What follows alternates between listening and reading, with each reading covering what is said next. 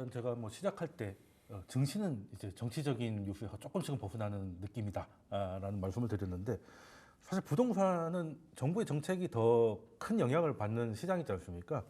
예, 그러다 보니까 아직은 뭐 정치 뉴스가 이제 익숙해졌다는 거지 안정화된 것 같지는 않거든요. 예, 그러면 지금 이런 형국이 어떻게 좀 진행되고 있는지 그 교수님은 지금 현재 전국하고 부동산 시장의 반응을 좀 어떻게 해석하고 계십니까? 이렇게 판단하시면 될 것 같습니다. 우리나라 환율이 1,400원 넘던 시절이 그동안 세 번 있었잖아요. 그랬죠. 그리고 이번이 이제 네 번째입니다. 네. 그래서 그 환율이 1,400원을 넘었을 때 부동산 가격의 흐름, 네. 그걸 제가 세 번을 다 체크해 봤습니다. 네. 100% 하락이었습니다. 네. 그런 관점에서 본다라면 환율이 급등을 한 이유가 지금 말씀 주신 이제 정치 불안에서 좀 출발했잖아요. 네. 그렇잖아도 경제 펀더멘탈이 약해서 그러던 차에 좀 불의의 사태로 인해 가지고 불안정성이 더 좀 가중되다 보니까 환율이 좀 급등하고 있습니다. 네. 그렇다면 우리가 환율이 안정되기 전까지는 이러한 어떤 펀더멘탈에서 벗어날 수 없다. 그래서 지금 정부의 어떤 말씀 주신 부동산 정책이 조금은 초반에 정책 자금이 나오더라도 심리에는 좀 부정적인 영향을 미치는 지금 전국 상황이기 때문에 이 사태가 좀 빨리 해결이 되고 나면 그때는 좀 다시 뭐 정상적인 온기로 갈 수 있겠지만 그럼에도 불구하고 우리가 조정 국면에 들어왔다는 것을 현재로서는 이제 받아들이고 대처하시는 게 좋을 것 같습니다. 예, 그 환율이 높아졌다는 게 이제 우리나라 경제에 뭐 문제가 생겼다는 것을 보여주니까 그때 부동산 시장은 대부분 좋지 않았다는 말씀을 해주셨고, 그럼 소장님께서는 어떻게 해석하고 계십니까? 일단 심리가 좀 중요한 것 같고요. 지금 뭐 정책이다, 뭐 입주 물량이다 이런 걸 논하기 이전에 심리적으로 보면 이제 굉장히 좀 어수선한 오늘 뉴스 보더라도 뭐 공수처가 뭐 체포영장 집행에 나섰다, 안 나섰다, 뭐 부딪혔다 이런 뉴스들을 보게 되면 일단 국민들은 굉장히 불안합니다. 이게 또 어느 방향으로 불똥이 튈지 전국이 어떻게 될지 모르는 상황이기 때문에 투자 심리는 꽁꽁 얼어붙을 수밖에 없는 상황이고 지금 같은 분위기에서 물론 환율도 문제지만 지금 같은 분위기에서 기회인데 내가 집을 사야겠다. 라고 생각하시는 분은 저는 쉽지 않을 것 같습니다. 머릿속으로는 위기가 기회이기 때문에 좀 알아봐야겠다라는 생각을 할 수는 있으나 심리적으로 본다면 자연스럽게 위축이 될 수밖에 없고요.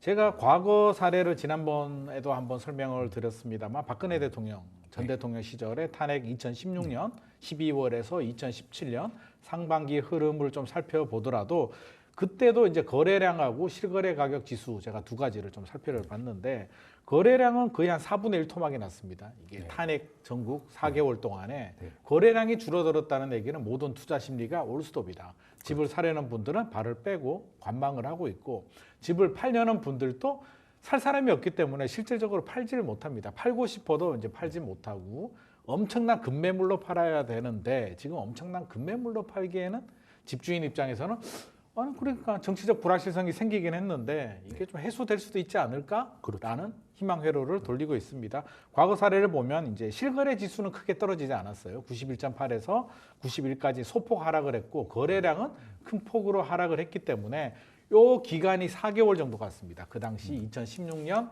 12월에서 2017년 3월까지 4개월 정도가 불확실성이었고요. 4월에 이제 조기 대선, 그때는 이제 장미 대선이라고 하죠. 장미꽃 필 때 대선을 했고 5월에 이제 취임을 하게 됩니다. 그래서 조기 대선 일정이 정해지고 대선을 할 때는 사실상 불확실성이 제거가 되죠. 누가 될지 그때도 윤곽은 90%는 정해졌잖아요. 문재인 대통령이 유리하다는 것은 정해진 사실이고 그러면 3월까지가 이제 위기였고 지금도 저는 마찬가지라고 봅니다. 이게 조기 대선이 언제 시행이 되느냐, 실제로 되느냐가 이제 관건인데 한 2월, 3월 정도 돼야 저는 윤곽이 나오지 않을까. 헌재에서도 지금 이제 8인으로 이제 구성이 됐다는 점은 부동산 시장 입장에서 본다면 저는 불확실성이 살짝 좀 제거될 수도 있는 하나의 긍정의 요소로 저는 보고 있기 때문에 한 3월 정도 된다면 어느 정도 윤곽이 나올 거고요. 그렇게 된다면 아마 4월 이후부터 과거 같은 흐름이라면 불확실성이 좀 제거될 확률은 높은데 이게 예상처럼 진행이 될지 또 다른 불확실성이 덮칠지는 또 지켜봐야 될 것 같습니다. 그 부동산을 보면 주식도 마찬가지지만 거래량이 굉장히 중요하잖아요. 네. 근데 부동산 시장은 가격보다 거래량이 더 중요한 것 같더라고요. 공부를 하면 할수록. 그리고 먼저 움직이기도 하고. 그렇습니다. 그리고 지금 같은 경우하고 이제 2016년 때는 박근혜 정부는 이제 부동산을 좀 키우려는 정권이었고 바뀔 것 같은 정부는 좀 반대일 것 같은 정권이었지 않습니까? 그렇죠. 네. 지금도 어떻게 보면 좀 비슷할 수 있겠는데 그러면 이게 어떻게든 결론이 날 때까지는 거래량은 회복하기가 좀 힘들겠다고 보는 게 맞겠죠. 저는 거래량은 회복되기 어려울 것 같습니다. 네. 지금 상태에서 거래량이 늘어난다는 것은 이치에 맞지도 않고요. 네. 오히려 박근혜 정부 시절보다도 거래량은 더 많이 줄어듭니다. 박근혜 네. 정부 시절 그 탄핵 네. 시절에도 3,000건대는 유지했거든요. 가장 많이 떨어졌을 때가 아마 3,400건 정도로 저는 기억을 하는데 우리 이제 작년이 됐죠. 2024년 네. 12월 거래량을 보면 오늘까지 이제 집계된 거래량을 보면 1,800건 정도 살짝 넘었습니다. 네, 한 60% 정도밖에 안 되네요. 1,803건 정도 되는데 추가 집계가 되더라도 큰 폭으로 늘어나기는 어려울 것 같고요. 잘해야 2,000건 초반 정도 될 것 같습니다. 그러면 11월 거래량이 3,285건이었거든요. 30% 줄어든 상황입니다. 그래서 당분간은 2,000건대 초반 정도의 거래량이 한 3월까지는 저는 유지될 가능성이 높을 것 같고요. 4월부터 이제 거래량이 좀 늘어나긴 할 텐데 역시 정치적 불확실성이 조기 대선이 시행이 될지 또 헌재에서 어떤 결과가 나올지 또 미국의 이제 트럼프 대통령이 1월 20일 취임을 하는데 취임하고 나서 우리가 걱정하는 여러 가지 정책들 트럼프 불확실성이 어떻게 진행이 될지에 따라서 향후 방향이 좀 결정이 될 것 같습니다. 그러면은 단순히 봐도 박근혜 대통령 탄핵 국면보다 지금 그때보다 한 30% 정도 작은 거래량이라면 매도를 하려는 분들은 이제 자기가 원하는 가격에서 매도하기가 좀 힘들어졌다고 봐야 되는 거잖아요. 아무래도 그렇겠죠. 네, 그러다가 이제 못 버티는 분들은 이제 경매로 넘어가게 될 것이고. 경매나 금매로 이제 예, 던지게 그러면은 되겠죠. 매수하려는 분들도 지금 당장보다는 조금 더 지켜보자는 스탠스가 퍼질 것 같다는 생각을 할 수밖에 없는 상황인 것 같은데, 그럼 교수님께서는 지금 그래도 강남이나 이런 데는 그래도 여름에 굉장히 강한 모습을 보이기도 했고, 핫했죠. 예, 그랬는데 거기까지 이제 가격과 거래량이 좀 하방을 할 건지 보시는 건가요? 할 건지가 아니라 이미 예, 8월부터 네. 하락하고 있었습니다. 거래량이 급하게 감소해가지고 보통 강남 사구들이 좋을 때 네. 강남 사구라 3구만 볼게요. 3구가 보통 400건, 500건 나옵니다. 네. 한 달에. 네. 그런데 지금 8월 끝나고 9월부터는 100대, 200대로 줄다가 지금 12월은 아마 100도 안 될 것 같습니다. 네. 그러니까 이제 4분의 1 토막이죠. 그렇죠. 5분의 1 토막. 그런 분위기고 우리 소장님 말씀 주신 것처럼 거래량이 예전보다 그러니까 쉽게 말하면 수요자가 많이 줄었다고 하는 게 이제 데이터로 나오잖아요. 네. 우리가 그 전국 아파트 거래량은 아파트만 볼 때 한 5만 건 정도가 평균인데 지금 뭐 15,000, 16,000, 3분의 1 토막이고 네. 또 경기도도 한 보통 평균이 한 15,000 되는데 지금 이것도 뭐 5,000대에서 3분의 1 토막이고 서울도 말씀 주신 것처럼 6,200, 300인데 반토막 수준이고 네. 그러니까 이런 현상이 제가 봐도 뭐 상반기 이 전국 불안이 해소되기 전까지는 심리적으로 이 거래량이 살아나기 좀 힘든 거라고 좀 보시는 게 맞는 것 같습니다. 예. 다만 이제 정책금리 이 55조가 발표가 뭐 작년에 했는데 아직 좀 명료하게 지금 발표가 안 났지만 한 1월 말쯤에 나올 것 같거든요. 그러고 나면 생애 최초자 이런 분들이 조금 시장에 좀 들어올 것 같아요. 그때는 이제 조금 뭐 회복 국면이 좀 있을 것 같습니다. 네. 그래도 가격이 좀 내려가면 그래도 실수요자 분들은 약간의 움직임은 있지 않을까요? 그래도 뭐 투자자분들은 조금 관망을 한다 하더라도 실수자분들 입장에서 지금 가격 조정이 완전하게 이루어지진 않았는데요. 네. 그건 서울 얘기고 수도권하고 광역시하고 지방은 지금 조정이 좀 세게 오고 있거든요. 그렇죠. 뭐 보도에서 보셨겠지만 뭐 마피아 뭐 이런 거 많이 드셨잖아요. 그게 자꾸 늘어나고 있어요. 그러다 보면 매수 심리가 더 원래 떨어질 땐 잘 안 사잖아요. 또 그렇죠. 그럼에도 불구하고 충분히 떨어졌다고 판단되면 제가 볼 때는 2년마다 이사 다니는 게 많이 불편하신 분들이나 또 신혼부부 이런 분들은 사실 이 기회에 생애 최초 그게 대부분 해당되시니까 금리도 정책 금리가 만약에 몇 프로인지 지금 확정은 안 됐거든요. 그게 좀 부담을 좀 줄여준다고 하면 말씀 주신 대로 시장에 좀 이입될 수 있다고 좀 보고 있습니다. 예, 그러면 지금 서울보다 경기 지방 쪽이 더 그 하락폭이 큰데 그러면은 하락의 예상의 기간은 서울보다 거기가 더 당연히 길다고 생각을 하시네. 더 깊게 빠질 거라고 저는 보시는 그렇게 거죠? 보고 있습니다. 그리고 대구 같은 경우는 지금 많이 빠졌잖아요. 네. 세종도 많이 빠졌고 네, 대구 그럼에도 세종은- 불구하고 저번 달에 좀 살아나는 것 같다가 다시 또 안 주저앉고 이번 이 사태 때문에 또 주저앉았어요. 그러니까 이게 이제 전국 불안이 좀 해소가 되고 나면 제가 볼 때는 실수요자분들 중이나 이런 분들 중에서는 충분히 계산을 해보시면 충분히 조정받은 가격이고 부담 가능한 선이다 그러면은 뭐 전국이나 이런 거 상관없이 원래 전쟁이 나도 부동산 거래가 되잖아요. 그렇죠. 그러니까 자기 집은 필요하니까 누구라도 뭐 충분히 내가 이 가격은 부담할 수 있겠다는 분들은 시장에 유입이 될 텐데 우리가 알 것은 작년 재작년에 이미 정책 작업을 많이 썼잖아요. 그렇죠. 그러니까 어느 정도 하실 분들은 좀 많이 하셨어요. 그러니까 이번에는 더 완전히 더 내려가지 않으면 잘 안 붙을 것 같거든요. 그 올해 어떤 거래량 그 말씀하신 실수요자분들이 작년이나 재작년보다 좀 적다. 만약에 좀 정부에서 많이 혜택을 줬는데도 그러면 이제 유효수요가 어느 정도 소진됐다고 우리가 판단하셔야 되고 매도자분들은 거기에 좀 맞추셔가지고 예전처럼 23년, 4년하고 또 다른 상황이거든요. 수요자가 점점 없으면 저 소유자 입장에서 약간 불안하잖아요. 그렇죠. 이런 부분들이 시장에 좀 나타날 것 같습니다. 그러니까 지금 사실 어느 정도 마음 먹으면 할 수 있는 실수요자분들은 좀 상당 부분 소진이 된 부분이 있다 이렇게 말씀 주셨고 그러면 또 그런 분들이 나오려면 가격이 더 내려와야 되는 거잖아요. 그렇죠. 그러면은 특히 이제 지방 쪽은 더 빠질 가능성이 높다고 보시는 거죠. 이게 불안할수록 심리가 사실 사람 심리가 그래요. 아무리 실수요자라도 사실 올라가는 집을 사고 싶지 그렇죠. 내려가는 집을 사고 싶지 않습니다. 그렇게 질문하시는 분들이 좀 제법 있어요. 선생님 저는요 집값이 많이 안 올라도 돼요. 떨어지지만 않으면 좋을 것 같아요라고 이제 말씀을 하시는데 안 떨어지는 집 가려면 이제 전세를 가야 되는 거고 그렇죠. 집값은 언제든지 떨어질 수도 있습니다. 이게 올라갈 확률이 높다는 거지 떨어질 확률들도 있기 때문에 지금처럼 이렇게 불확실성이 큰 상황에서 실수요자들이 용기를 내서 내 집 마련하는 건 굉장히 어렵다. 우리 심리적으로 보더라도 현장에서도 그렇습니다. 아파트 거래를 할 때 집주인이 거래 상황에서 한 5천만 원 올리면 오히려 거래가 잘 돼요. 근데 반대로 5천만 원 깎아주세요. 그래서 집주인이 알겠어요. 5천만 원 깎아드릴게요라고 하면 집에 가시는 분들이 꽤 많이 있습니다. 왜 더 떨어질 것 같은 기대감이 또 생기는 거죠. 그렇죠. 지금 상황도 그렇습니다. 정치적 불확실성 재거는 되겠지. 뭐 4개월이든 5개월이든 재거는 되겠지라는 걸 우리가 머리로는 알고 있으나 심리적으로 쉽지 않고요. 특히 이제 트럼프가 저는 더 걱정인데 사실 우리 정치 불확실성은 시간이 지나면 해결이 될 수밖에 없는 결론은 문제인데 어떻게든 나오겠죠. 트럼프는 과연 시간이 해결해 줄까에 대한 문제. 트럼프 이제 주요 정책이 세 가지가 있잖아요. 관세 정책이 있고 감세 정책이 있고 이민자 정책이 있는데 이 세 가지의 공통점이 모두 다 물가를 가리킨단 말이에요. 이게 트럼프가 계획처럼 진행을 하게 되면 미국 물가는 올라갈 수밖에 없다.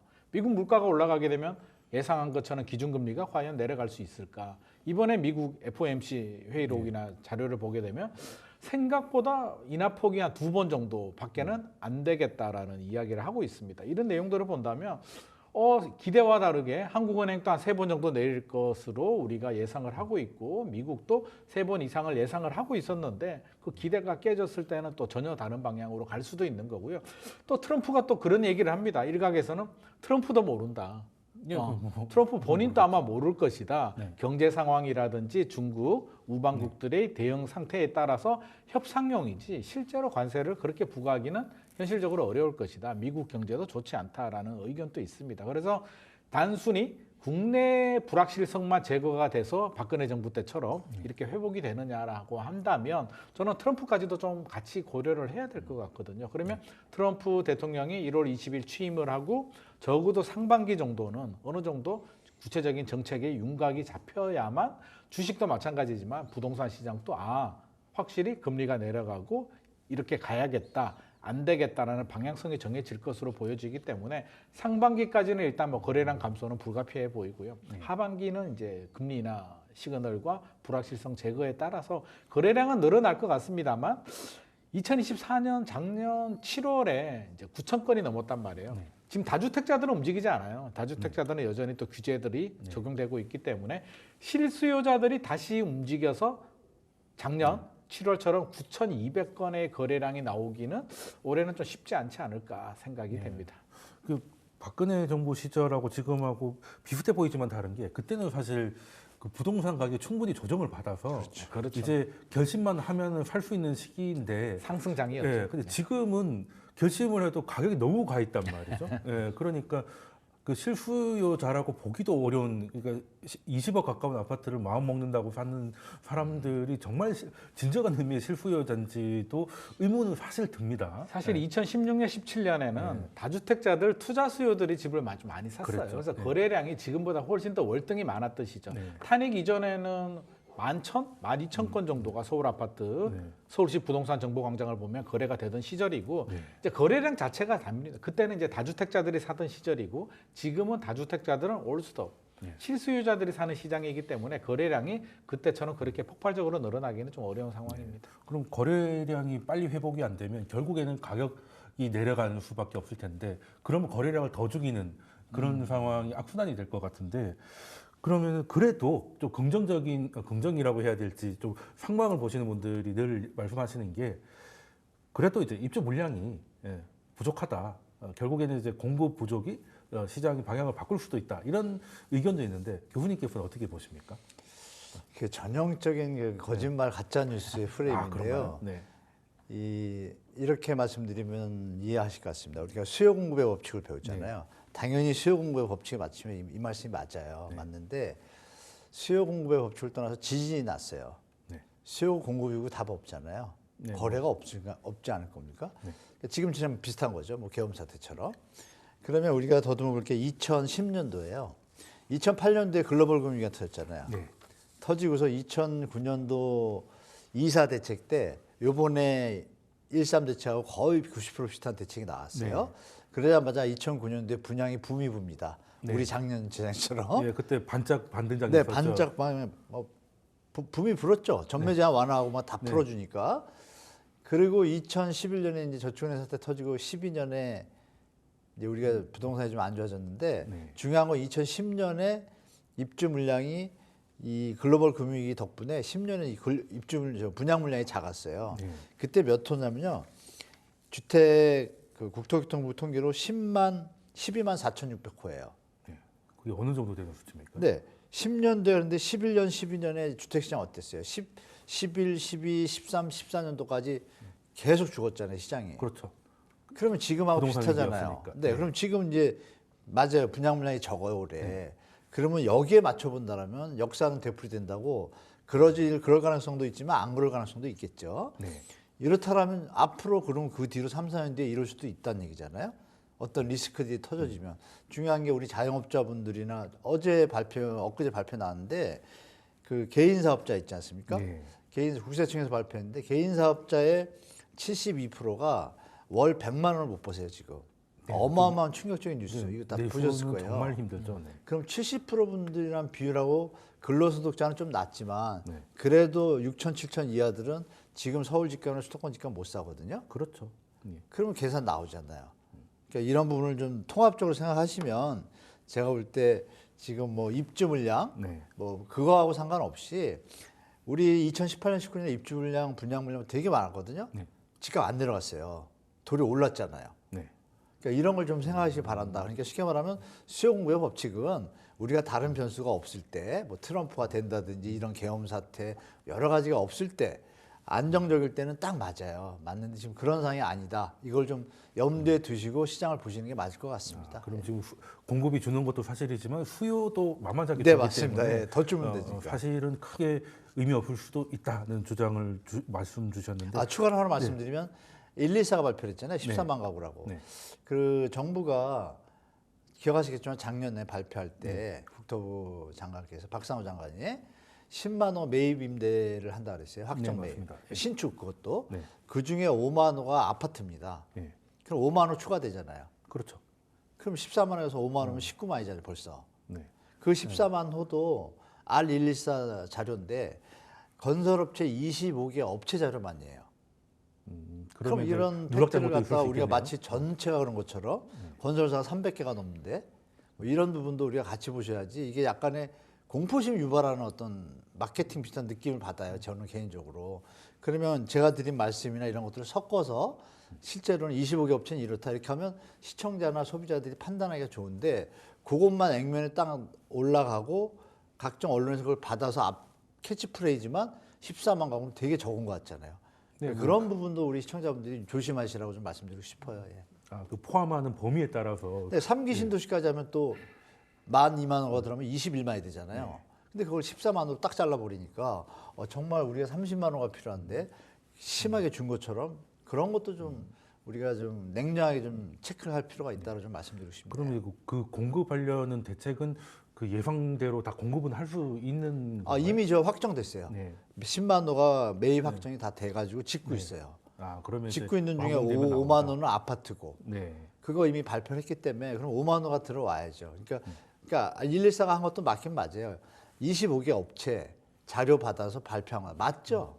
맞는데 그 25개 업체나 자료를 받았다는 내용이 좀 밑에 있고 캐치프레이즈만 내년 입주 물량 이렇게 뜨니까 헤드라인만 그렇게 헤드라인만 자극적으로 받아들이니까 뽑는다. 우리 바쁘신 분들은 내년에 진짜 집 모자라 또 이런 걸 유발할 수 있잖아요. 그래서 캐치프레이즈도 25개 업체를 넣어줬으면 얼마나 좋았을까 하는 좀 아쉬움이 있습니다. 네, 좀 확대를 했다면 좀 왜곡이 좀 줄어들 수 있었다. 그렇죠. 아주 정확한 자료가 됐겠죠. 예. 네. 그러면 제가 여기서 질문을 드리다 보면 공급을 중심으로 하시는 분들은 이제 공급 물량이 줄기 때문에 결국 반대를 할 거라는 의견을 많이 주시고 또 수요를 보시는 분들은 또 수요 하강이 공급 하강보다 더 많기 때문에 쉽지 않다 이렇게 말씀을 주시는데 지금 상황에서는 수요와 공급 둘 다 중요한 것 같은데 어떤 게 더 중요하다고 보십니까, 소장님? 어떤 게란 게 아니라 둘 다 중요하죠. 네. 둘 다 중요한데 앞서서 이제 교수님께서 이제 2018년, 2019년 말씀을 좀 해주셨는데 문재인 정부 시절입니다. 문재인 정부 시절에 그 당시 서울 아파트 입주 물량이 한 4만 7천 호 정도, 4만 5천 호 이상 굉장히 많이 공급이 됐습니다. 최근 10년 내에 가장 많은 공급 물량이 공급이 됐음에도 집값이 폭등했어요. 그래서 폭등한 이유를 살펴보게 되면 이제 결국에는 집을 공급 물량보다도 신축 아파트 물량보다도 집을 사려는 수요자들이 더 많았기 때문에 그랬죠. 과수요가 생겼기 때문에 이제 집값이 올라가는 거고요. 지금도 입주 물량이 부족한데 사실 서울은 부족하거든요. 부족한데 집을 사려는 분들이 이 분위기에서 누가 집을 사? 나 안 살래라고 하면 그게 또 공급 과잉이 될 수도 있어요. 그래서 항상 상대적인 좀 비교를 좀 할 필요는 있다라는 생각이 드는데 이제 우리가 양극화 얘기를 많이 하는데 사실 저는 지역별 양극화는 있을 것 같습니다. 그래서 지방 같은 경우는 사실 미분양도 여전히 많이 있고요. 입주 물량도 여전히 많습니다. 전국의 입주 물량을 보게 되면 입주 물량 추이 자체는 줄어들긴 해요. 통계를 보면 연도별로 이제 2024년이죠. 2024년까지만 하더라도 한 36만 호 정도 공급이 되다가 추세적으로 좀 줄어들긴 합니다. 올해가 26만 호 정도. 물론 이게 조사 기관에 따라서 국토부 자료하고 이제 부동산 R124 자료가 좀 차이가 있긴 한데 2026년은 좀 더 많이 줄어드는 것으로 나오고요. 서울 같은 경우도 2026년이 이제 만 호가 안 나오는 것으로 이제 이렇게 나오는데 만 호가 안 나오면 집값이 폭등하느냐? 그거는 좀 다른 관점에서. 그러니까 영향을 주긴 하는데 그게 수학 공식이 아니잖아요.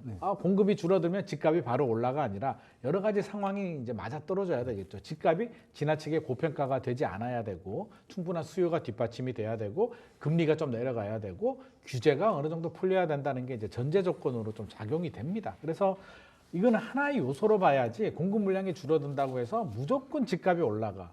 또는 반대로 지금 수요가 줄어들었으니까 집값이 더 떨어질 거야라는 단정을 이렇게 하는 거는 저는 좀 바람직하지 않을 것 같고 중요한 거는 추세 자체가 서울 수도권 지역들은 2026년에 입주 물량이 줄어들 수도 있다. 입주 물량이 줄어들면 아무래도 전세 가격이 좀 더 상승 압력을 받겠죠.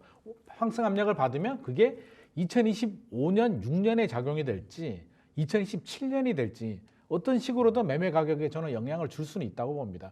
다시 또 과거로 되돌아가면 우리 2010년, 11년, 12년 시절로 가면 2011년에 서울 아파트 전세 가율이 한 50% 정도, 53% 정도로 제가 기억을 하는데 이게 점점점 올라가요. 그래서 2016년 정도 되니까 70%가 넘어갔는데 두 가지 이유가 있죠. 전세 가격이 올라갔다. 또 하나는 매매 가격이 전세보다 생각처럼 많이 오르지 않았다. 그러면 전세 가율이 올라가게 되거든요. 전세 가율이 올라가게 되면 결국에는 투자하기 좋은 환경, 돈이 적게 들어가니까요. 그래서 그런 환경이 만들어져서 2017년에 이제 여러 가지 요소들이 맞아떨어지게 되면서 폭등하는 양상이 되기 때문에 입주 물량이 부족하다는 점을 괜찮아. 수요가 줄어들었으니까 문제 없어라고 답을 내버리게 되면 문제가 없죠. 근데 정부 입장에서는 그게 문제가 없는 게 아닙니다. 부족한 거는 사실이고 추세가 줄어들기 때문에 서울 수도권 입장에서는 그냥 교수님 말씀하신 것처럼 매입 임대도 해야 되고 상기 신도시도 계획처럼 해야 되고 그린벨트도 더 빨리 해서 더 추진을 해야 됩니다. 그래서 서울 수도권 핵심 지역들은 입주 물량이 부족한 거는 절대적인 사실이기 때문에 수요가 줄어들었으니까 집값이 많이 안 오르네라고 해서 안심할 단계는 아니다. 저는 지속적인 공급은 필요하다는 입장입니다. 예, 사실 뭐 수요 공급을 둘 다 봐야 되는데 그 사이에 변수가 또 전세가율이더라고요. 그렇습니다. 전세가율이 좀 올라갈 룸이 있으면 뭐 매매가는 별로 안 올라가다가 어느 정도 룸이 소진되면 그때부터 이제 매매가를 끌어올리더라고요. 그 예전에 기억을 해보면 그 2014년 때만 해도 막 현수막 많이 걸렸거든요. 살아보고 결정하라고. 그러니까. 전세도 아니고 이건 매매도 아닌 이상한 형태들이 뭐 전국을 강타했던 기억이 맞아요.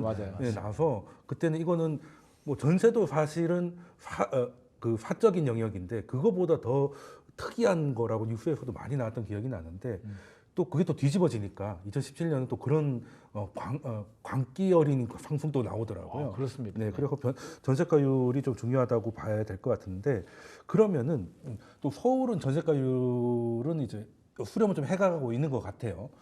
그러면 지금 주식도 그렇고 지금 미국 주식도 마찬가지고 되는 놈만 되고 안 되는 건 안 되는 이런 게 지금 거의 트렌드가 됐지 않습니까? 그러면 그걸 부동산에 대입하면은 이제 크게 보면 서울과 지방 그리고 서울 안에서는 또 강남 3구와 마용성 정도가 될 것 같은데 앞으로는 이 양극화가 좀 완화될 거라고 보십니까? 아니면 더 극대화될 거라고 보십니까? 저는 극대화가 일단 된 것 같아요. 거의 꼭지에 온 것 같고 저는 개인적으로 완화될 거라 좀 봅니다. 이따 또 뭐 GTX 뭐 이번에 개통된 거 보시면 아시지만 우리나라는 일본처럼 길지가 않잖아요. 그러니까 신간센보다 훨씬 짧거든요. 네, 그렇죠. 그러니까 뭐 미래 얘기지만 하이퍼루프라는 또 이 대중교통이 있는데 그게 이제 뭐 일론 머스크가 지금 준비하고 있고 우리 포스코가 준비하는데 그게 아마 제가 죽기 전이나 죽은 다음에 나올 것 같아요. GTX보다 더 빠르죠. 그러면 부산까지 뭐 30분, 40분인데 그러면 우리 서울에 지금 집중돼 있잖아요. 그렇죠. 서울의 지금 교통을 보면은 사실 서울 시내에서 시내 끝에 가는데도 1시간만 걸리는데 외곽 순환도로 개통의 방사선의 어떤 교통 시스템이 갖춰지게 되면 차이가 없습니다. 그러니까 대체 효과가 발생하는 거죠. 신도시들의 어떤 형태가 경기도에 사시는 신도시에 사시는 분들은 아실 거예요. 서울에 지금 말씀 주신 강남 4구와 마용성을 제외하고는 주거 조건은 훨씬 낫습니다. 다만 직주 근접에서 약간 모자르죠.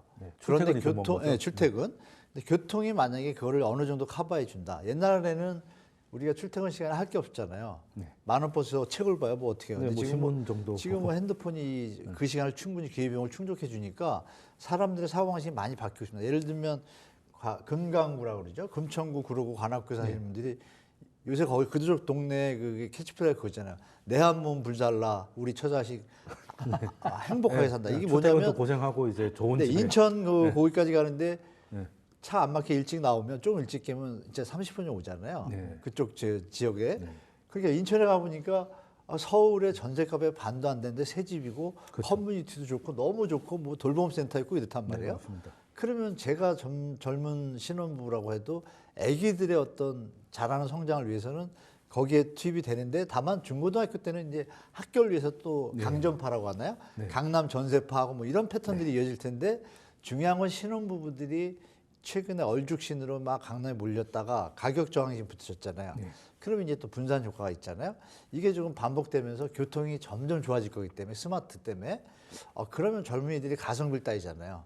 근데 그런 부분을 우리가 한번 생각해 보시면 저는 시간이 앞으로 더 갈수록 양극화는 해소될 거라 좀 개인적으로 보고 게다가 지역균형 발전의 개념이 전 국민적으로 지금 공감대를 이루고 있잖아요. 그럼 정치권이 서울 수도권을 더 발전시켰다고 하면 아마 떨어질 거요. 선거 같은 데서. 그러면 그런 추세를 볼 때는 앞으로는 완화될 소지가 많다. 하는 총재도 자꾸 얘기하잖아요. 뭐 학교 옮겨야 된다고. 이런 게 거부 반응이 없잖아요. 그러면 이거는 공감대가 형성됐기 때문에 앞으로는 그런 방향으로 가는 게 국가 발전에 도움이 되고 양극화에서도 도움이 되니까 우리 젊은 분들은 그걸 좀 중장기적으로 보시고 시장에 대처하는 게 좋고 저 같은 경우는 좀 나이가 있으니까 그런 거는 이제 우리 후세들이 이제 좀 뭐랄까 이제 각계들 앞으로의 어떤 모습이니까 그런 걸 좀 잘 챙겨보시길 좀 말씀드리고 싶어요. 저희 때는 좀 그렇지 못했지만 그렇게 말씀드리고 싶습니다. 예. 네, 아까 그 내한문 불살라 말씀 주셨는데 네. 출근 시간에 30분은 그 밤 시간에 3시간의 가치가 있지 않습니까? 3시간 이상의 예, 가치가 가치가 삶의 수준을 굉장히 좀 높이는 건데 저는 교수님하고 약간 좀 네. 반대 의견을 한번 드리고 네. 싶은데 교수님 말씀이 맞아요. 그래서 이렇게 가야 되는 방향성은 맞습니다. 저도 적극적으로 공감을 하고 이런 세상이 돼야 된다고 생각을 하는데 저는 양극화는 더 벌어질 것이라는 또 의견도 반대 의견도 한번 또 제시를 해드리고 싶습니다. 이제 우리가 이제 저성장 국면은 저는 피할 수 없다라는 생각이 들고요. 그 이유로 여러 가지 이유들이 있는데 기본적으로 대한민국의 이제 경제 시스템을 보게 되면 이제 우리가 좀 카피 문화였죠. 일본의 성장 엔진을 좀 가지고 와서 빠르게 고속 성장을 했는데 여기서 이제 다음 단계로 우리가 점프업을 하려고 한다면 원천 기술이나 기초 과학이 좀 튼튼해야 되는데 네, 우리가 부가가치 이제 그 같은 부분이 굉장히 좀 부족한 부분이 있고 일본 카피는 끝났어요. 이제 우리가 일본보다 좀 살짝 앞선 부분들이 있는데 그 다음을 점프하기에는 우리의 기반 기초 기술이 좀 약한 부분이 있다는 거는 우리가 분명히 느껴야 되고 인구 구조도 그렇고요. 그렇죠. 산업 구조, 뭐 정치 여러 가지 봤을 때 저는 저성장을 피하기는 현실적으로 좀 어려울 것 같습니다. 저성장을 피하기 어려우면 결국에는 잘 사는 곳들은 좀 잘 살고 그렇지 않은 곳들은 중간에 약간 무너지는 양극화가 저는 더 벌어질 수밖에 없다라는 생각을 가지고 있고 이제 교통망 말씀해 주셨는데 이제 교통망 좋긴 한데 걱정되는 건 이제 빨대 효과라고 하죠. 이게 교통망이 잘 거쳐지게 되면 오히려 더 좋은 데 가서 네. 맛있는 거 사 먹고 놀다가 이렇게 와버리는 현상들이 생깁니다. 그래서 KTX가 개통이 되면서 지방의 백화점들이 오히려 더 안 좋아졌거든요. 네. 그래서 저는 그런 점을 좀 걱정스러운 시각으로 보고 있고 우리가 보완을 해야 될 부분이고 여기서 키포인트를 찾는다면 일단 교수님 말씀하신 것처럼 교통이 중요하잖아요. 교통에서 뒤처진 곳들은 아마 경쟁력에서 더 떨어질 겁니다. 서울이 아닌 외곽 지역이나 지방이어도 교통망이 좋은 곳들이 첫 번째 굉장한 경쟁력을 가지게 될 것이고요. 두 번째는 이제 그 주거 인프라죠. 교통망이 좋고 학교, 편의시설, 공원, 주거 인프라가 좋은 곳들이 살아남을 겁니다. 세 번째는 이제 일자리인데 소득 수준이 높은 양질의 일자리를 어느 주거 지역들이 배후 주거지로 가지고 있느냐. 이 세 가지에 따라서 이제 살아남는 곳들과 쇠퇴하는 곳들이 결정이 될 것이기 때문에 우리가 선택을 한다면 무조건 인서울이 뭐 정답이라고 제가 말씀드리진 않습니다. 돈 있으면 뭐 강남에 살면 한강벨트, 마용성, 강남 3구 좋긴 한데 절대 가격 자체가 너무 높기 때문에 우리가 일반적으로 접근할 수 있는 동네는 아니라고 생각이 되고요. 그렇죠. 그렇지 않다면 앞서서 말한 것처럼 역세권의 양질의 일자리에 주거 인프라가 좋은 곳들을 향후에 좀 눈여겨 보신다면 또 좋은 기회가 되지 않을까 싶습니다. 네, 그 교통이 굉장히 중요하다 보니까 사실 그 경기의 지역도 교통이 좋은 건 사실 서울보다 더 비쌌지 싸지 하는 곳이 대부분이라서 주거 인프라가 좋은 곳들은 네. 판교나 네, 이런 분당 신도시 보면 또 강북보다 판교 이런 건 비싸죠. 뭐 말할 것도 없이 그냥 출퇴근이라도 좀 편하면 사실 웬만한 서울 강남을 제외하고는 다 그 정도 되고 있는 상황이라서 또 쉽지 않아 보이는데 아까 저성장 말씀을 주셨으니까 저성장이 되면 이제 금리를 낮춰야 되지 않습니까? 그럼 금리 인하 가능성을 또 이제 이번에 하는 총재도 약간 오픈을 하신 것 같아요. 그러면 뭐 어제 또 파트장님께서도 말씀을 주셨는데 많이 내려가면 2.25까지도 내려갈 수 있다. 내년 우리나라 금리. 그렇게 되면 부동산이 저성장에서 금리가 내려가면 저는 양극화가 더 심해질 것 같거든요. 보통은 그렇게 되면 자산 가격만 올라가는 일이 많아지니까. 이거에 대해서는 교수님은 지금 어찌됐든 금리는 인하될 것 같잖아요. 레벨까지는 정확히 예측하기 어렵다 하더라도. 네. 그럼 이게 양극화를 더 자극한다거나 아니면 부동산 시장의 좀 분위기를 바꾼다거나 뭐 이럴 수 있는 큰 변수 아니겠습니까?